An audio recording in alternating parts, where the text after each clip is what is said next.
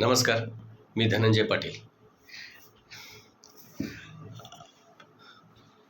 साहेब, अहो माझी मला लाज वाटते. हे असं किती जणांसमोर हात पसरायचं मी? पण मी तर काय करू साहेब? सगळं आयुष्यच फाटून गेले माझं. कुठं कुठं ठेवलं मी? पोरीच्या पगारात खर्चच भागना झाल्या, त्यात बायको आजारी आहे आणि माझी नोकरी बी गेली आहे.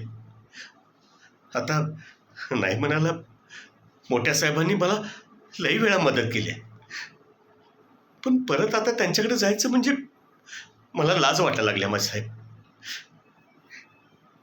आणि त्यात बायकोचा ह्यो आजार. बायकोवर लवकरात लवकर उपचार नाही केलं तर कवा बी ती जाईल म्हणतात साहेब. आणि डॉक्टर साहेब म्हणतात 2 लाख दिलं तरच इलाजाला हातात लावणार. मी आता काय करू साहेब? म्हणून मी तुमच्याकडे, आता तुम्हीच जरा हं? हं?